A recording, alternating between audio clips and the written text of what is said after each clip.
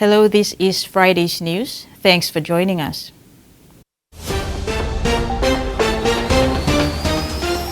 In this edition, 5 foreigners apprehended for illegal mining.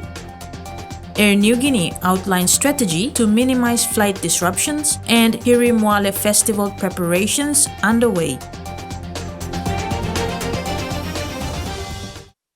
Police Commissioner David Manning has confirmed that an investigation is underway into the alleged behavior of 4 police members on international deployment following an altercation with members of the public in Honiara, Solomon Islands.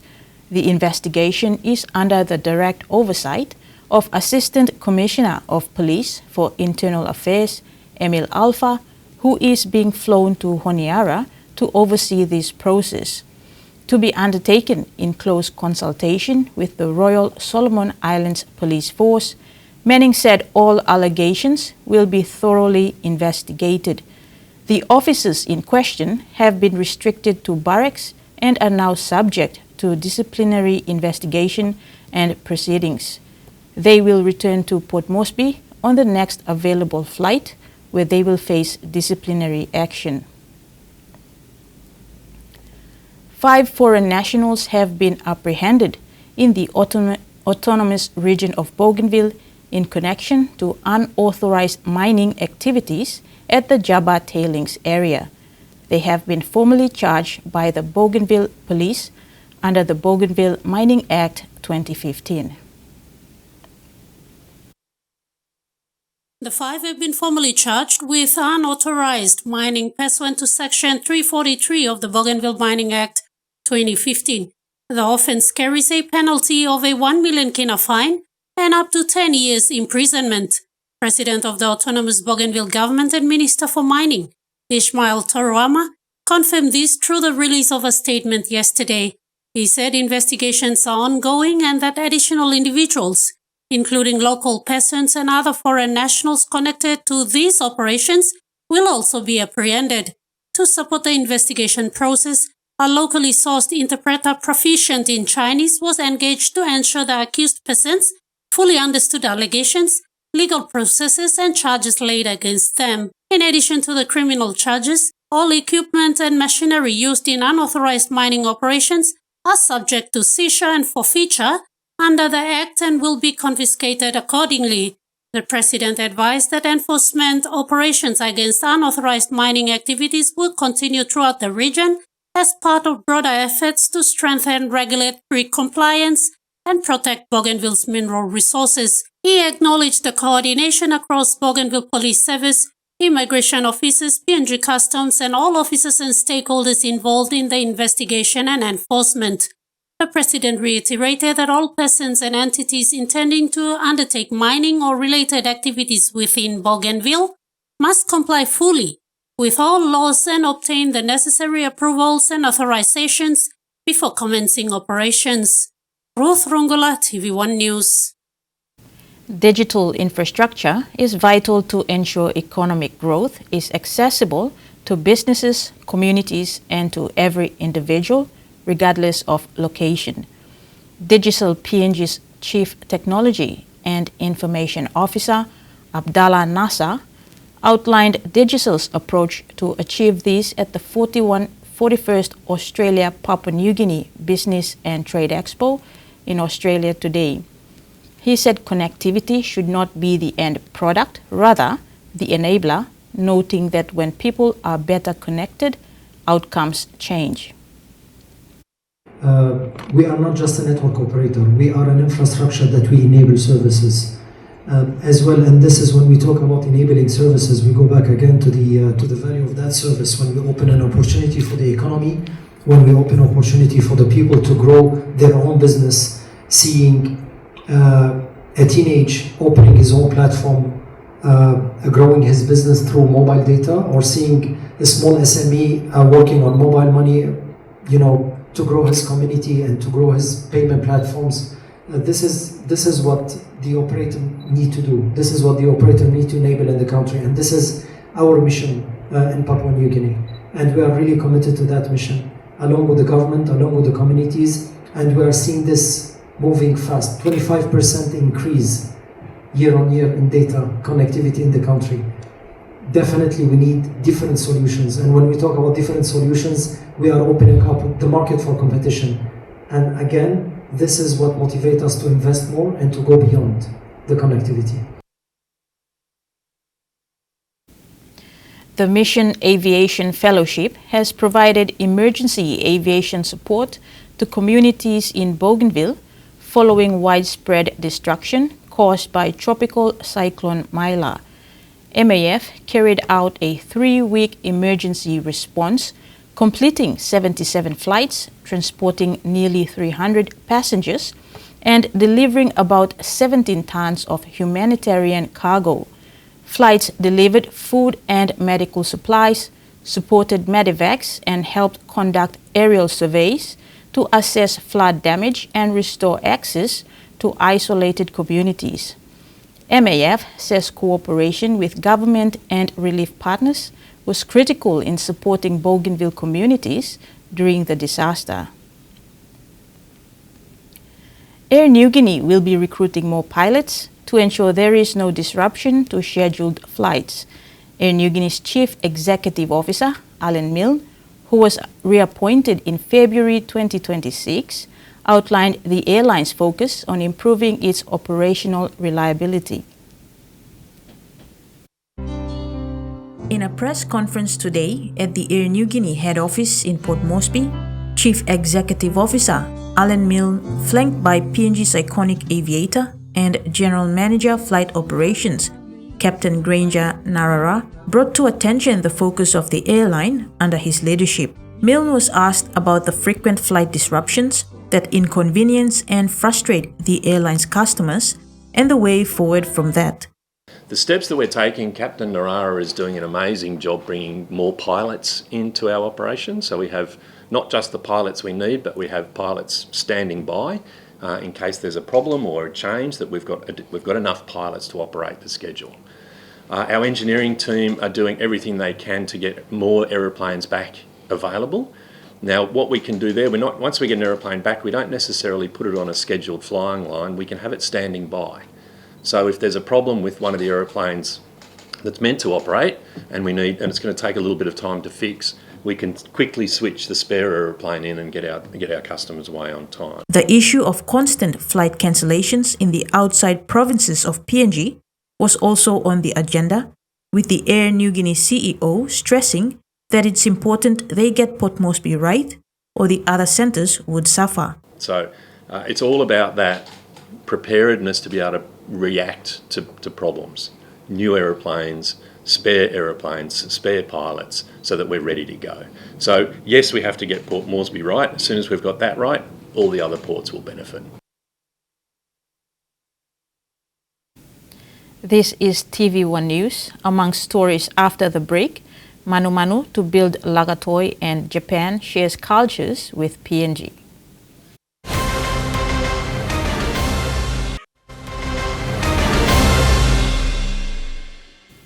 Welcome back. The People's Republic of China presented $1 million in disaster relief assistance to Papua New Guinea yesterday to support recovery and reconstruction efforts following Cyclone Moale. The official handover ceremony was held in Port Moresby with Minister Councillor and Deputy Head of Mission at the Chinese Embassy, Pang Hanzhao, on behalf of the government of the People's Republic of China to Prime Minister James Marape.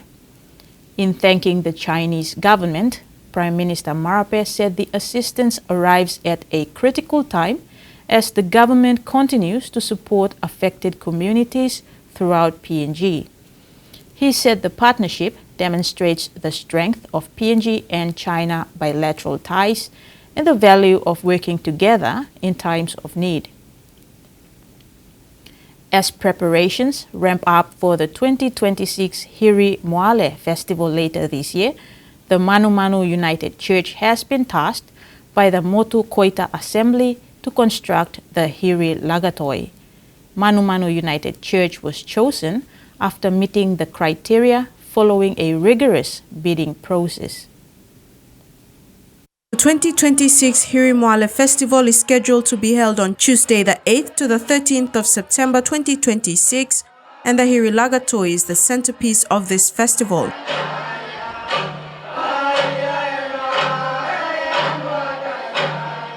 The Lagatoi is the traditional trade vessel of the Motu Koitabu people.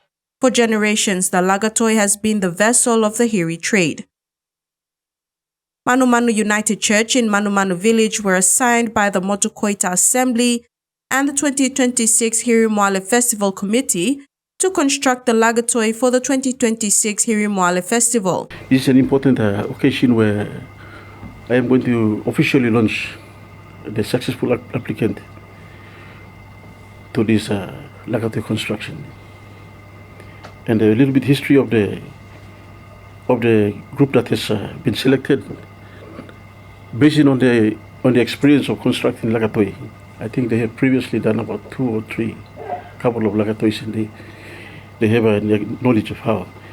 The selection was made following the conclusion of a public bidding process where expressions of interest were invited from Hiri and Motu Koitabu villages and community groups in NCD and Central Province. And the applicant also came under the Manu Manu United Church.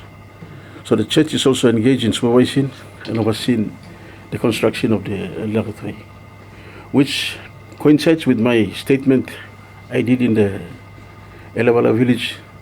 This 4th assembly will work in line with church. Whatever church programs, we will also contribute and we will also support. For that reason, we are now launching this construction of Lagatoi, officially launching it, and the successful applicant is the Manu Manu United Church. Daira said they are working towards a deadline of the 30th of August. Following its completion, the Lagatoi will depart Manu Manu Island to Manubada Island in preparation for the festival on the 12th of September, when it will sail into Ella Beach. Jasmine Rojak, TVWAN News. Meantime, it was revealed that this will not be the first time for Manu Manu to build the Lagatoi. The Manu Manu people built the Lagatoi in 2010 and in 2024.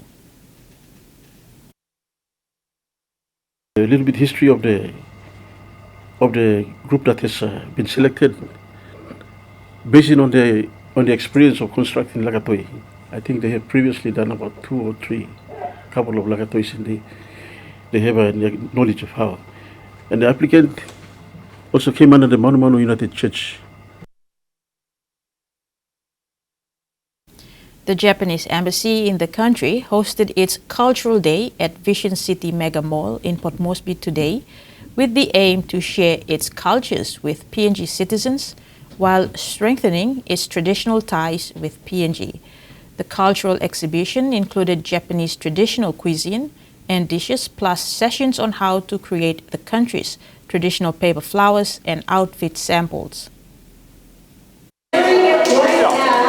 The hosting of Japanese Cultural Day in PNG's capital allowed PNG citizens to have an understanding of the Japanese culture, and is one way PNG and Japan connect on a people-to-people basis. Today at Vision City Mega Mall in Port Moresby, PNG citizens attended consecutive cultural exhibitions including Japanese traditional cuisine and dishes, plus sessions on how to create the country's traditional paper flowers and outfit samples. Japanese ambassador to PNG Isanobu Moshinjuki revealed that the demonstration of Japanese culture in PNG signifies the cooperation and friendship between Japan and Papua New Guinea. We are very happy to organize this with so many people from Papua New Guinea just passing at the corridor of Vision City today. So we demonstrate Japanese traditional paperwork, flower arrangement, and Japanese cuisine. Entry is free of charge, and many people are enjoying already Japanese food and also paperwork. Small kids are folding and making paper birds, paper animals. We are so proud of this cooperation and friendship between Japan and Papua New Guinea. Parents, children, and young people who love Japanese culture through books and arts found the cultural day intriguing. Anime fans Brianna Ila and Michael Chen were among the attendees and shared their experiences. Really good learning experience for people. So I think more people should come, and we should have more events like this. With paper at this point. And just seeing everyone with kimonos, it's such a new sight and it looks really nice. The cultural day ultimately is aimed at enhancing the economic partnership for development through people-to-people basis. Michael Tamtipais, TVWAN News. In finance, the kina closed unchanged at $0.2298 in the interbank market. At Bank South Pacific, our kina was buying $0.2223 $0.3040 Australian dollars, $0.1824 euro, and 34.95 Japanese yen. Looking at commodity prices at New York close, all closed lower except crude oil and copper closed higher.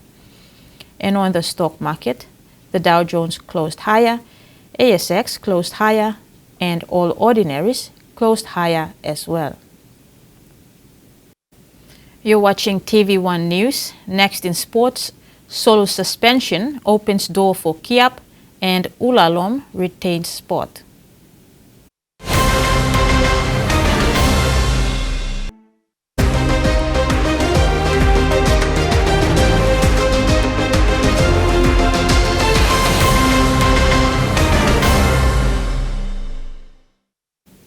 Welcome back.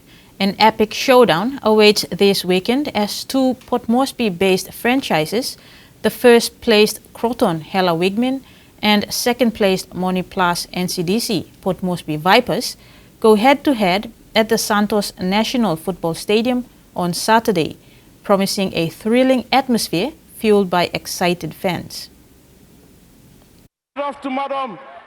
The Vipers-Wigmen clash will be preceded by an equally enticing round 6 clash between the PRK Galfiso and the visiting East Nibriton Egma Gurias at 1 p.m, which should set the tone for an action-packed day. The youthful Vipers faced a reality check last week after falling to a star-studded Muruk side, and they will be tested again by the Wigmen this weekend, who are also in a rebuilding phase, introducing new talent following the departures and retirement of several key players. The experience of their halves Solomon Pukara and Lotte Kuman, particularly in their kicking game, will be crucial to secure a victory against an inexperienced Vipers spine in Ben Fege and Toman Pira in the halves and Ismail Vayake at 9. Both teams will rely heavily on their senior players to guide them through the match. The Wigmen's man at work Kopu Piju, who has stepped up significantly while playing at lock, will be pivotal with his running game and consistency. He will be well supported by Bradley Michael, Goy Sekipo at 9, and newcomers Kops Mesa and Ruben Yawas. The Wigmen also boast dangerous strike weapons in veteran centre Gilmore Paul, a former Viper, Benjamin Tony, and young gun winger Shedrick Wallo. For the Vipers, the focus will be on returning to the basics, sticking to their game plan, and just going through their processes. Execution will be key. The experienced players in the likes of Fedro Gene, Roger Kenny, and Sunny Lipu coming off the bench will complement the youthful energy of Joseph Cora and Norman Akunai in the middle, while the lightning Jeremiah Ben at fullback will be the man to watch from broken play. In the other Saturday fixtures, fans in Medang will flock to the Ron Albert Oval to support the red-hot MPG Cadets as they host the Anger Mioks. On Sunday at the Lay Rugby League Oval, will host a blockbuster doubleheader with defending premiers Lay Snakes Tigers to face a revamped Wamga Mount Hagen Eagles side in the main clash, preceded by a challenging matchup between PRK Mendi Muruks and Guest Resources Central Debaris. Given both teams are currently in fine form, it is anticipated to be a closely contested encounter, with Muruks expected to edge out the Baris. At the NSI, home side Bindagorogoro Kalahanis will lock horns with Osilo Wagi Tumbe. Terry Longwood, TV1 Sports. The PNG Hunters will have to navigate their Round 10 encounter against the Magpies without their first choice, number 9, Trevor Solo, who is serving a 1-week suspension. This opens the door for Western Highlands talent Linchil Kiap to step into the hooking role for the crucial match. The numbers were too strong. Hunters number 137, Linchil Kiap, made his debut in 2025.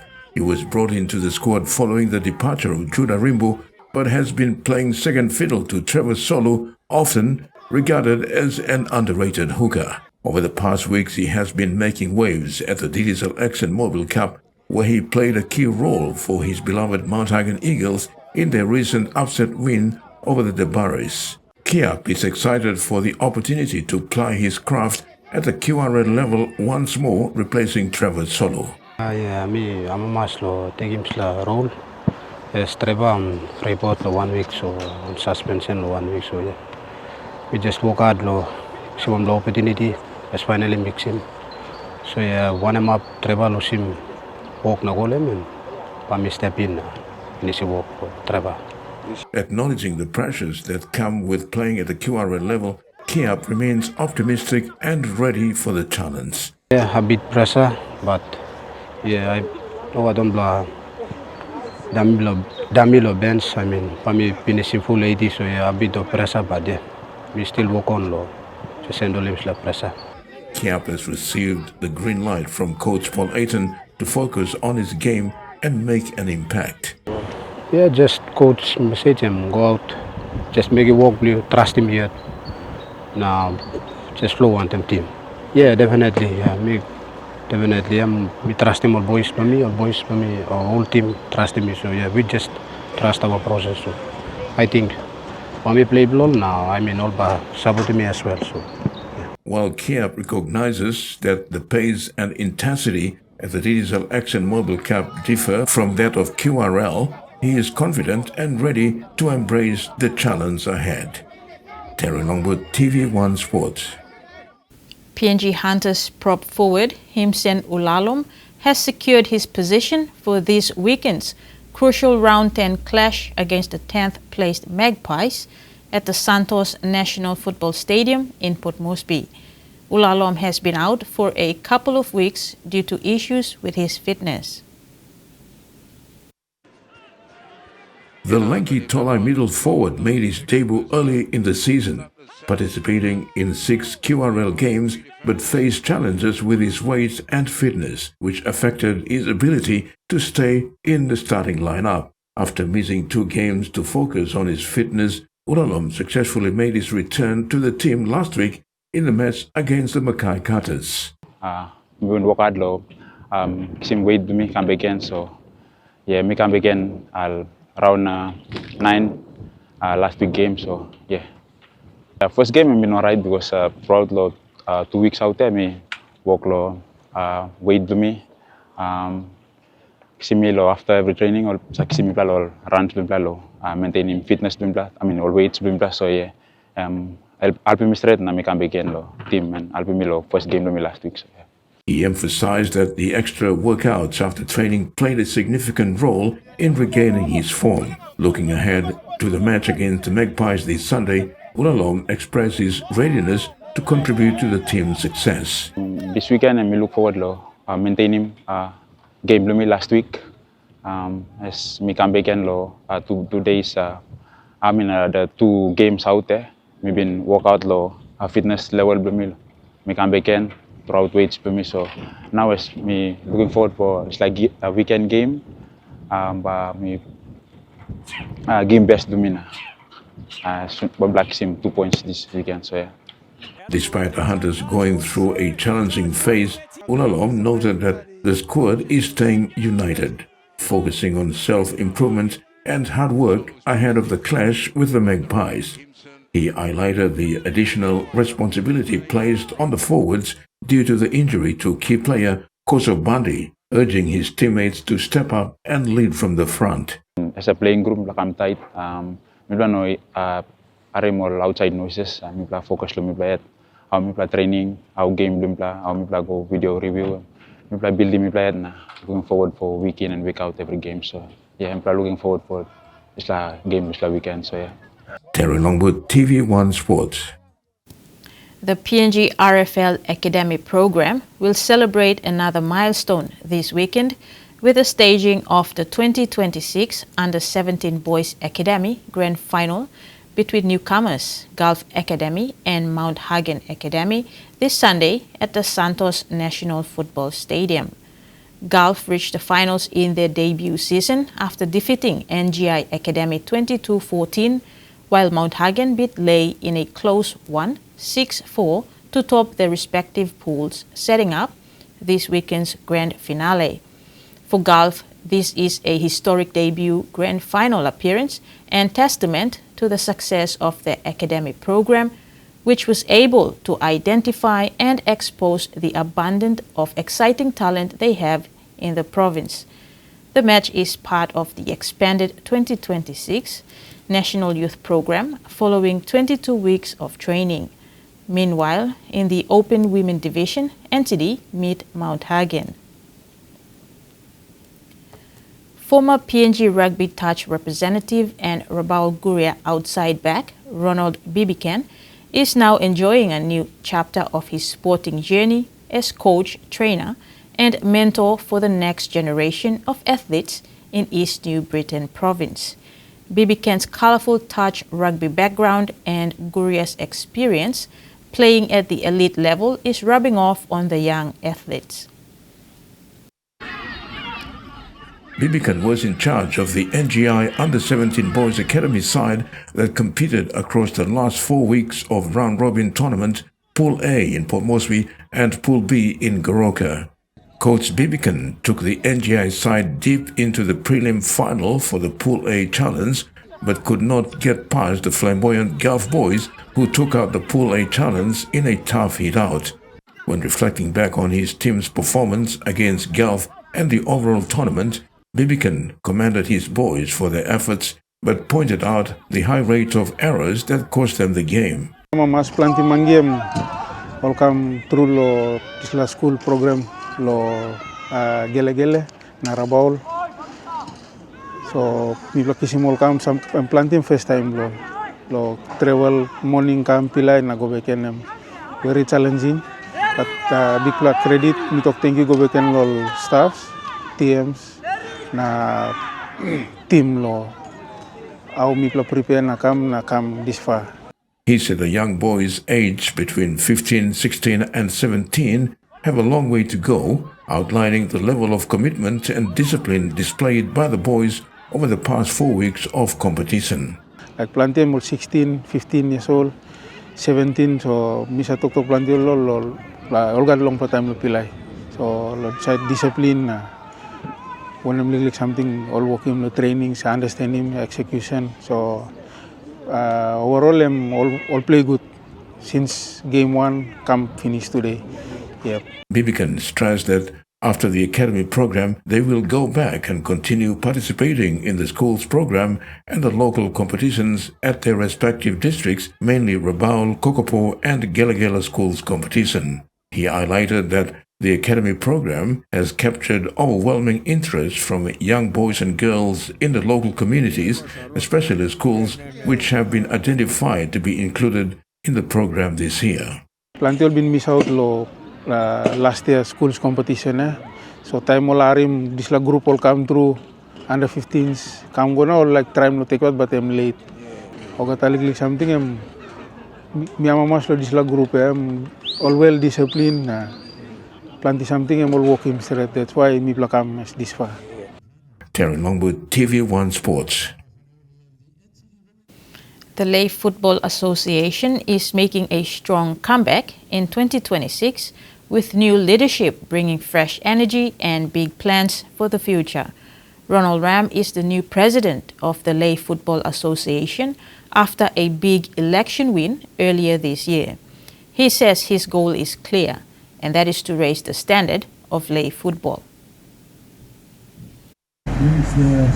One of the President Ronald Ram's first moves was to reorganize the leadership team with focus on better management, transparency and accountability. On the field, changes are already happening.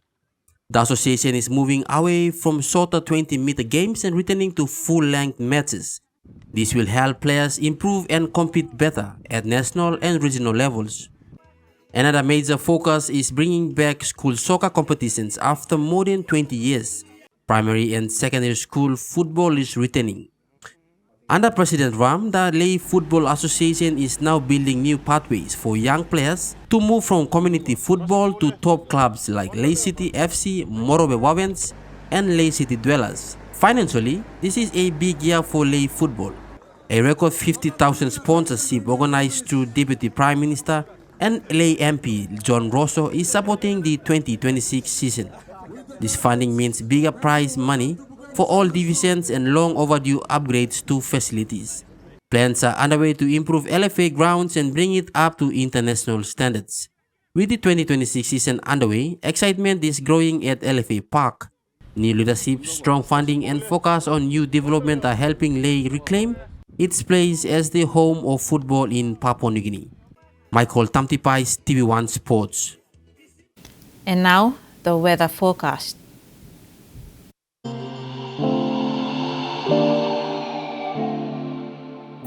In regional forecast, Southern, Port Moresby, mostly fine, partly cloudy.